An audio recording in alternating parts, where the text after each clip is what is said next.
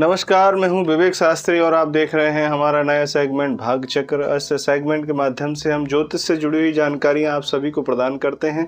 साथ ही साथ आपके मन में कुंडली को लेकर के जो भी प्रश्न रहते हैं, नौकरी को लेकर के, संतान को लेकर के या विवाह को लेकर के जो भी प्रश्न आपके मन में रहते हैं, तो आप दिए गए नंबर से आप संपर्क करें और तो निःशुल्क आपको जो भी उचित समाधान आपके लिए होगा वो प्रदान किया जाता है।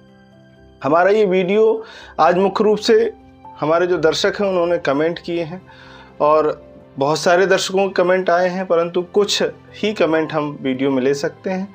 तो पहला जो कमेंट आया है वह आया है कोमल जी की ओर से, और इन्होंने जो कमेंट किया है उन्होंने लिखा है कि पंडित जी, मेरा नाम कोमल है, मैं गोरखपुर की हूँ। पंडित जी, मैं एक स्टूडेंट हूँ।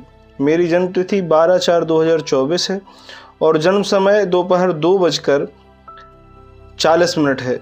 मेरा सवाल यह है कि सरकारी नौकरी के लिए मैं प्रयास कर रही हूँ, परंतु सफलता प्राप्त नहीं हो रही है, कृपया मार्गदर्शन करें।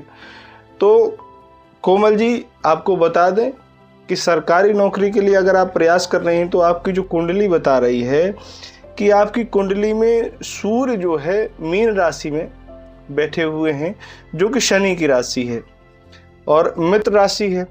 परंतु क्या है कि शनि, सूर्य वैसे तो अच्छा परिणाम देते हैं, परंतु शनि की राशि में होने के कारण आपको मेहनत बहुत करनी पड़ेगी, तब आपको सफलता प्राप्त होगी। अधिक परिश्रम, अधिक मेहनत आपको सफलता अवश्य दिलाएगी। इसके लिए आपको थोड़ा सा इंतजार करना पड़ेगा, क्योंकि अक्टूबर से लेकर के दिसंबर के बीच में देवगुरु बृहस्पति आपकी कुंडली में स्थान परिवर्तित करके 10वें भाव में उपस्थित होंगे, जिसके कारण आपके जो सरकारी नौकरी के हैं वो योग बनते हुए दिखाई दे रहे हैं। आपको आलस्य छोड़ना होगा, मेहनत अधिक करनी पड़ेगी, तो निश्चित ही आपको साल के अंत तक नौकरी प्राप्त हो सकती है। आपको कुछ उपाय भी बता दें, अगर आप चाहें तो नोट कर सकती हैं। आपके लिए जो उत्तम उपाय है वह है श्री हनुमान चालीसा का पाठ करें और साथ ही साथ मंगलवार के दिन हनुमान जी के दर्शन करेंगी तो निश्चित ही आपको लाभ होगा। अगर आप भी इस प्रकार अपनी कुंडली में कुछ भी प्रश्न आपके मन में रहते हैं तो वो जानना चाहे तो उसके लिए आपको बस 2 चीज़ें करनी पड़ेंगी। पहला, आप चैनल को सब्सक्राइब करें और साथ ही साथ लाइक और शेयर भी करते रहें, तो निश्चित ही आगे आने वाले वीडियो में आपका भी कमेंट शामिल किया जाएगा।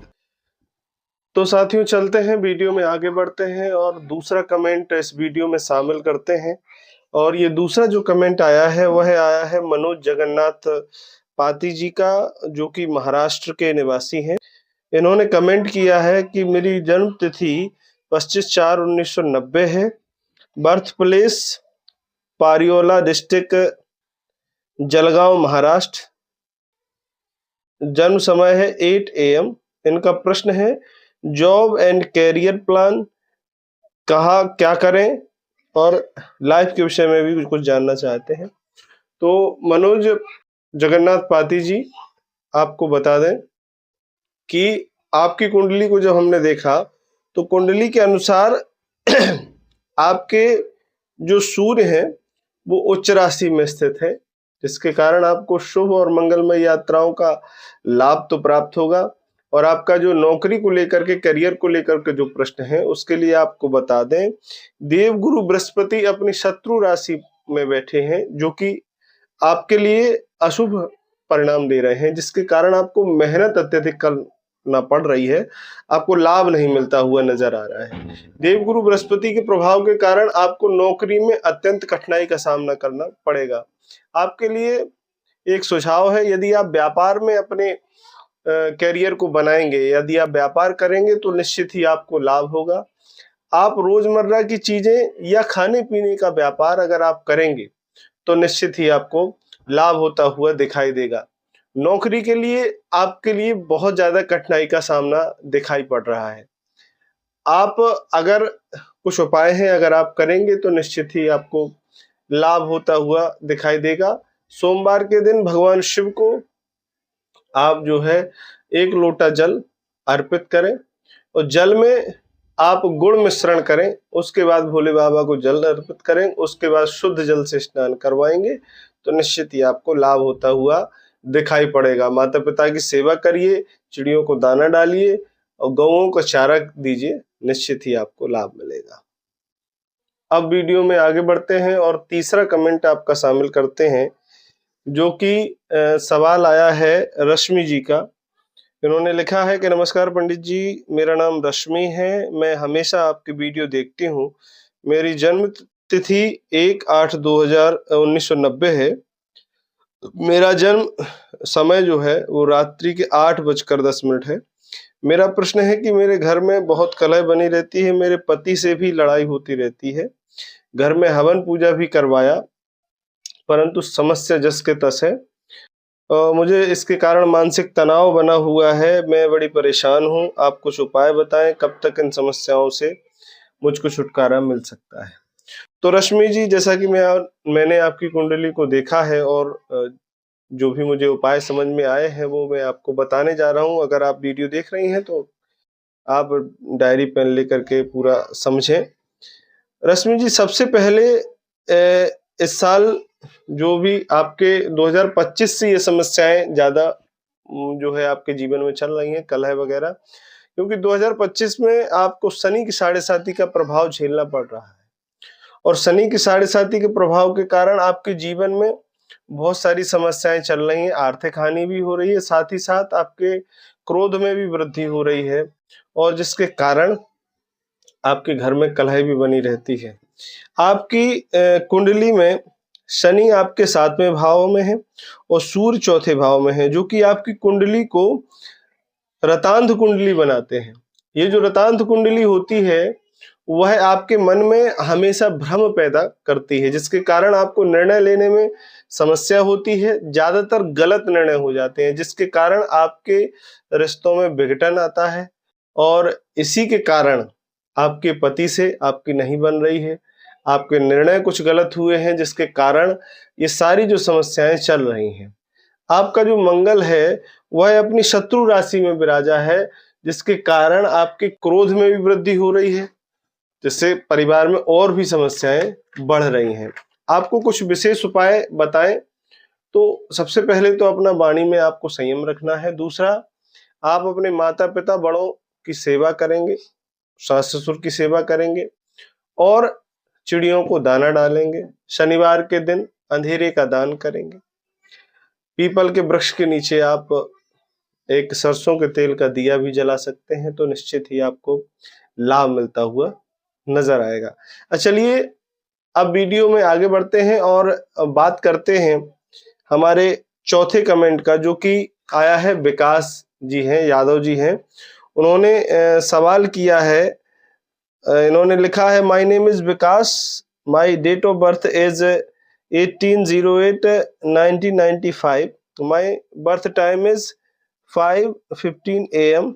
Pandit ji, I always watch your videos, like and share your videos. I have a question.